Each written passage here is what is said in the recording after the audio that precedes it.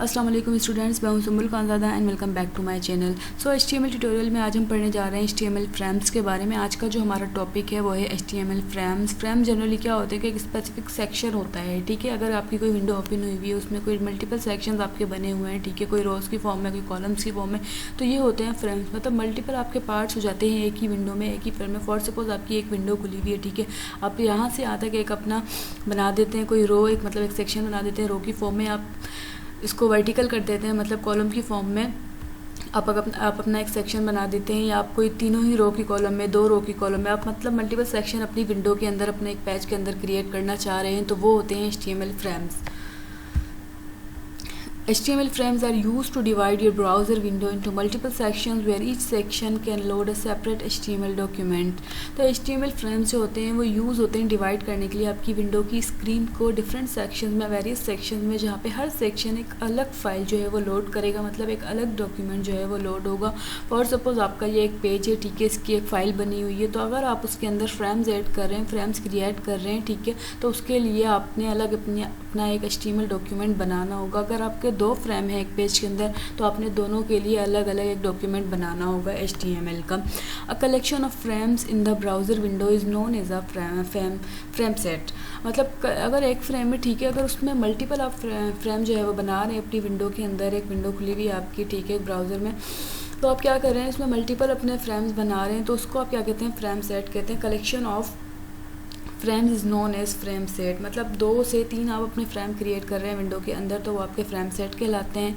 The window is divided into frames in a similar way the tables are organised into rows and columns. अब ये window जो होती है हमारी frames के अंदर किस तरीके से डिवाइड हुई होती है, जिस तरीके से हमारे टेबल ऑर्गेनाइज होते हैं रोज एंड कॉलम्स की फॉर्म में। जैसे टेबल आपका है वो आपका रोज एंड कॉलम्स की फॉर्म में जो है वो ऑर्गेनाइज है, तो इसी तरीके से फ्रेम्स जो होते हैं हमारे ब्राउज़र विंडो के अंदर वो रोज़ और कॉलम्स की फॉर्म में ही डिवाइड किए जाते हैं, ऑर्गेनाइज़ किए जाते हैं। जैसे आप फॉर सपोज अपने 3 फ्रेम क्रिएट कर रहे हैं, रोज़ की फॉर्म में कर रहे हैं आप, ठीक है, इस तरीके से आप वर्टिकल फॉर्म में कर रहे हैं, मतलब कॉलम्स की फॉर्म में आप अपने फ्रेम क्रिएट कर रहे हैं। तो इसी जैसे हमने रोज़ और कॉलम टेबल में बनाए, इसी तरीके से फ्रेम जो है हमारे विंडो में वो रोज़ और कॉलम की फॉर्म में क्रिएट होते हैं। अब ये कह रहे हैं कि कुछ डिसएडवांटेजेस, कुछ ड्रॉबैक्स भी आ जाते हैं फ्रेम्स को क्रिएट करने के दौरान। वो कौन से होते हैं वो ये बता रहे हैं। There are few drawbacks with using frames. अब कुछ ड्रॉबैक्स है जब हम फ्रेम को यूज़ कर रहे हैं। So it is never recommended to use frames in your web page. तो ये रिकमेंड किया जाता है कि आप अपने फ्रेम्स में आप जो है वो वेब फ्रेम्स यूज़ ना करें अपने वेब पेज के अंदर। Some smaller devices can not cope with frames. कुछ हमारे जो ऐसे डिवाइसेस होते हैं, छोटे डिवाइसेस होते हैं, लाइक आप फ़ोन में खोल रहे हैं किसी साइट को, किसी पेज को, तो वो सही से ओपन नहीं हो पाता। तो ये वजूहत हैं जिसकी वजह से इसको कहा जाता है कि फ्रेम्स ना यूज़ करें अपने वेब पेज के अंदर, because their screen is not big enough to divide it up. मतलब कि उनकी स्क्रीन, उन फ़ोन्स की, उन सिस्टम्स की, उन डिवाइसेस की स्क्रीन जो है वो इतनी बड़ी नहीं होती कि वो एक ही पेज को मल्टीपल सेक्शन में डिवाइड कर आपको एज इट इज़ दिखा सके जिस तरीके से वो प्रेजेंट करवाया गया है, ठीक है। तो ये हो गए इसके 2 ड्रॉबैक्स। अब नेक्स्ट हम पढ़ लेते हैं। Sometimes your page will be displayed differently on different computers due to different screen resolution, ठीक है। अब ये क्या कह रहा है कि कभी कभी आपका पेज जो होगा ना वो डिफरेंट कंप्यूटर्स पर डिफरेंट तरीके से डिस्प्ले होगा ड्यू टू स्क्रीन रेजोल्यूशन। मतलब आप अगर कंप्यूटर की स्क्रीन पे खोल रहे हैं अपने, ठीक है, तो वहाँ पे आपको अलग डिस्प्ले होगा। इसके अलावा अगर आप अपने फ़ोन की स्क्रीन पर खोल रहे हैं आपको अलग डिस्प्ले होगा, आप अपने iPad की स्क्रीन पर खोल रहे हैं तो वो अलग डिस्प्ले होगा आपको। The browser back button might not work as the user hope. अब जैसे हम अपने बैक का जो हमारा बटन होता है ब्राउज़र में, ठीक है, वो सही तरीके से यूज़ नहीं होगा। ये इसके ड्रॉबैक्स हमें बता रहे हैं अगर हम फ्रेम यूज़ कर रहे हैं। So there are still few browsers that do not support frame technology. फिर कुछ ब्राउज़र्स की बात भी कर रहा है कि हमारे कुछ ऐसे ब्राउज़र हैं जो फ्रेम्स को सपोर्ट नहीं करते। फ्रेम टेक्नोलॉजी जो है हमारी HTML के अंदर उसको सपोर्ट नहीं करते। सो क्रिएटिंग फ्रेम, अब हम कर किस तरीके से सकते हैं, अगर हम करना चाह रहे हैं फ्रेम्स क्रिएट तो किस तरीके से हम कर सकते हैं। So to use frames on a page भी use frame set tag instead of body tag. अगर आपने फ्रेम यूज़ करने हैं अपने वेब पेज के अंदर तो आप कैसे करेंगे, आप इस फ्रेम सेट टैग को यूज़ करते हुए अपना फ्रेम जो है पेज के अंदर क्रिएट करेंगे। इंस्टीड ऑफ बॉडी टैग, आपको बॉडी टैग फिर नहीं यूज़ करना पड़ेगा। नॉर्मली अभी तक हम क्या पढ़ते हैं कि हम बॉडी टैग यूज़ करते हैं और उसके अंदर जो भी हमें अपना मैसेज देना होता है वो हम देते हैं। तो जब फ्रेम सेट की हम बात कर रहे हैं, इस टैग की हम बात कर रहे हैं, तो हम बॉडी टैग यूज़ नहीं करेंगे, हम इस फ्रेम सेट को उसकी जगह पर यूज़ करेंगे और अपना डेटा जो है फ्रेम जो है इसके अंदर, इस टैग के अंदर क्रिएट करवाएंगे। The frame set tag defines how to divide the window into frames. अब ये टैग हमें बताता है किस तरीके से हमने अपनी विंडो को डिवाइड करना है फ्रेम्स के अंदर। आपने एक फ्रेम बनाना है, 2 फ्रेम बनाना है, उस फ्रेम के अंदर आपने रोज़ की फॉर्म में अपना फ्रेम जो है वो क्रिएट करना है, या कॉलम्स की फॉर्म में आपने अपना फ्रेम क्रिएट करना है। So creating frames, the rows attribute of frame set tag defines horizontal frames and cols attribute defines vertical frame. अब रोज है, जाहिर सी बात है हॉरिजॉन्टल होंगी, और कॉल्स है तो आपका ये एट्रीब्यूट जो है वो वर्टिकल फ्रेम्स बनाएगा। अगर ये एट्रीब्यूट रोज एंड कॉलम्स का फ्रेम सेट में यूज़ कर रहे हैं तो आपके जो फ्रेम है वो रोज़ की फॉर्म में आएंगे, कॉलम्स आप कर रहे हैं तो वो फ्रेम्स आपके कॉलम्स की फॉर्म में, मतलब वर्टिकल फॉर्म में वो क्रिएट होंगे। Each frame is indicated by frame tag and it defines which HTML document shall open into the frame. अब ये फ्रेम टैग जो है ये इस फ्रेम सेट के अंदर यूज़ होगा, ठीक है, जो डिफाइन करता है कि कौन सा HTML डॉक्यूमेंट आपने ओपन करना है अपने फ्रेम के अंदर। आपने 2 डॉक्यूमेंट ओपन कराने हैं, आप 2 फ्रेम यूज़ करें, आपने 3 डॉक्यूमेंट अपने ओपन कराने हैं रोज़ या कॉलम की फॉर्म में, तो आप 3 फ्रेम यूज़ करें। और ये होते हैं इस फ्रेम सेट टैग के अंदर जो हमारा बॉडी टैग की जगह पर यूज़ होता है।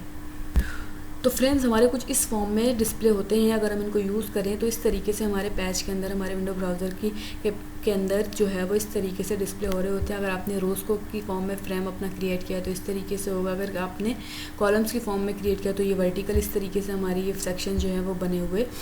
सो हम पहले इसके कुछ एट्रीब्यूट पढ़ लेते हैं, ठीक है, ताकि इसके एट्रीब्यूट जब हमें समझ आ जाएंगे तो इसकी कोडिंग को हम अच्छे से कर सकेंगे। तो फ्रेम सेट टैग के अंदर ये कुछ एट्रीब्यूट बता रहा है। Cols, it specifies how many columns और content in the frame set and the size of each column. अब कॉल्स जब एट्रीब्यूट आप यूज़ करेंगे तो ये क्या काम करेगा, ये आपके बताएगा कि कितने आपके फ्रेम सेट हैं, ठीक है, और उनका साइज़ क्या है, हर कॉलम का साइज़ जो है वो क्या है, मतलब कितने कॉलम आपके फ्रेम सेट के अंदर क्रिएट होंगे, और उसके अलावा उन कॉलम्स का साइज़ क्या होगा। You can specify the width of each column in one of the 4। अब 4 वे होते हैं जिस तरीके से हम अपने विड्थ जो हमने सेट करानी है, साइज़ हमने अपने कॉलम का सेट कराना है, वो हम करा सकते हैं। जिस तरीके से कलर्स में हमने पढ़ा था, हमारे 2 से 3 मेथड थे जिसके ज़रिए हम कलर्स जो है वो पुट कर रहे थे और अपने बैकग्राउंड टेक्स्ट कलर को चेंज करा रहे थे। इसी तरीके से कॉलम्स का जब आपने विड्थ या साइज़ देना है उसका कोई सा भी, तो उसके आपके पास डिफरेंट मेथड्स हैं, ठीक है। या तो आप एब्सोल्यूट वैल्यूज़ इन पिक्सेल्स में देते हैं, PX की जो फॉर्म में हम देते हैं वैल्यूज़ वो देते हैं। For example to create 3 vertical frames use cols 100, 500 and 10। अब यूज़ आपने इसको कैसे करना है अपने फ्रेम सेट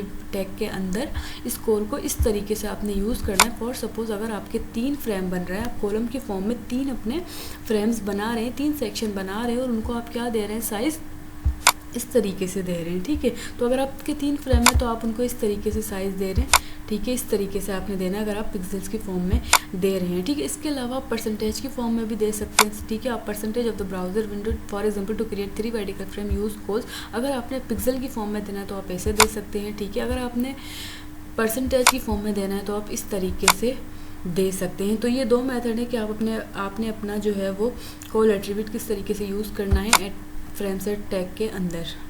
अब एक और मेथड जो आ जाता है, या जो अगर आपने अपनी साइज़ जो है वो चेंज कराना है कॉलम का, तो वो आ जाता है using a wild card symbol, जिसको हम कह रहे हैं स्टैटिक की जो हमारी सैम्बल है उसको हम कह रहे हैं विल्ड कार्ड सैम्बल।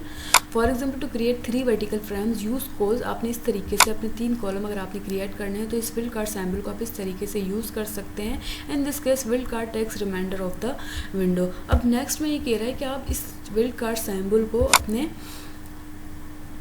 एक अल्टरनेटिव तौर पर भी यूज़ कर सकते हैं, ठीक है। For example to create 3 vertical columns you can use this form. आपके 3 कॉलम से 3 कॉलम्स आप क्रिएट करें जिसका आप साइज दे रहे हैं 1, 2 एंड 3, ठीक है। This is an alternative to percentage. You can use relative width of the browser window, मतलब कि आप you can use relative width of the browser window. Here the window is divided into 6। अब यहाँ पे 6 section में, मतलब कि 6 की फॉर्म में 6 हमारा जो साइज है उसकी फॉर्म में जो है विंडो डिवाइड हुई है, जिसमें हमारे 3 सेक्शंस बनेंगे, मतलब 3 फ्रेम्स बनेंगे। टोटल क्या है 6 है हमारी साइज़, लेकिन उसमें भी डिवीजन है, सेक्शंस है, 3 सेक्शंस हमारे फ्रेम कवर कर रहे हैं। तो the first column tax up half of the window, first जो है वो हाफ ले रहा है विंडो का, ठीक है। The second tax on third, second जो है वो थर्ड ले रहा है, जबकि थर्ड जो है टैक्स 1/6, मतलब 6 जो है 6 का हमारा टोटल एक विंडो है, ठीक है।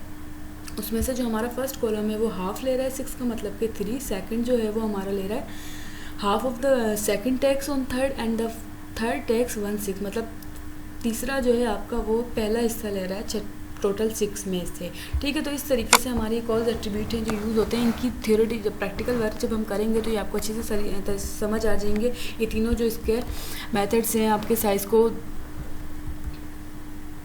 कॉलम के साइज़ को स्पेसिफाई करने के लिए जब हम प्रैक्टिकल वर्क में यूज़ करेंगे तो हमें ज़्यादा अच्छे से ये समझ आने वाले हैं। अब रोज़ की बात करें, कॉलम्स हमने पढ़ लिया, ठीक है। हम अपने फ्रेम सेट एट्रीब्यूट टैग में यूज़ करेंगे कॉलम एट्रीब्यूट, तो रोज़ एट्रीब्यूट भी हम अपने फ्रेम सेट टैग में ही यूज़ करेंगे। इसमें भी हमने साइज़ अगर चेंज कराना है अपने कॉलम्स का, रोज़ का, तो हम करा सकते हैं। So this attribute works just like the cols attribute and tags the same value but it is used to specify the rows in the frame set. अब जैसे हमने पीछे पढ़ा डिफरेंट हमारे मेथड से साइज़ को स्पेसिफाई करने के लिए कॉलम के, तो इसी तरीके से रोज़ में भी हम सेम प्रोसेस करेंगे। अगर आपने कोई परसेंटेज की फॉर्म में करना है, पिक्सेल्स की फॉर्म में करना है, या फिर आपने विल कार्ड यूज़ करना है, इसी तरीके से रोज़ में होगा। फ़र्क क्या होगा, वहाँ पे हमारा वर्टिकल डेटा प्रिंट होगा अगर हम कॉल यूज़ करेंगे, और अगर हम रोज़ यूज़ करें तो यहाँ पे हमारा हॉरिजॉन्टल डेटा जो होगा वो आएगा, मतलब कि हॉरिजॉन्टल फ्रेम हमारे क्रिएट होंगे, ठीक है। और ये भी हमारे इसी तरीके से यूज़ होता है जिस तरीके से कॉल होता है फ्रेम सेट टैग के अंदर। So for example to create 2 horizontal frame, अगर आपने हॉरिजॉन्टल फ्रेम क्रिएट करने हैं 2, ठीक है, तो आप क्या देंगे, रोज़ की वैल्यू 2 दे देंगे, ठीक है। जैसे एक आपने सेक्शन जो एक आपका फ्रेम 10% जिसका साइज़ होगा और दूसरा जिसका 90% होगा। So you can specify the height of each row in the same way as explain for the column. अब हाइट आपने करनी है, जो भी आपने साइज़ करना है हाइट विड्थ आप कर सकते हैं, कैसे, जैसे आपने कॉलम में किया इसी तरीके से आप रो में भी कर सकते हैं। सो बॉर्डर की जब हम बात करें, this attribute specify the width of the border of each frame in pixel. So for example border is 5 और value 0 means no border. Means ये कह रहा है कि अगर ये एट्रीब्यूट स्पेसिफाई करता है कि विड्थ आपके बॉर्डर की, हर फ्रेम के बॉर्डर की जो विड्थ होगी वो ये डिफाइन करेगा। फॉर एग्जांपल अगर आपका बॉर्डर 5 है तो ये आपके रोज़ के बॉर्डर को 5 में दिखा देगा। अगर आप 0 दे रहे हैं तो उसका मतलब है कि कोई बॉर्डर इसमें नहीं है। उसके अलावा आप 1 दे रहे हैं, 2 दे रहे हैं, 3 दे रहे हैं, जिस तरीके से आपको सूटेबल लग रहा है, आप अपने फ्रेम्स बनाना चाह रहे हैं इस विंडो के अंदर, आप दे सकते हैं प्रॉपर्टीज़ अपनी। अब ये फ्रेम बॉर्डर की बात करें, this attribute specify weather a 3 dimensional border should be displayed between frames.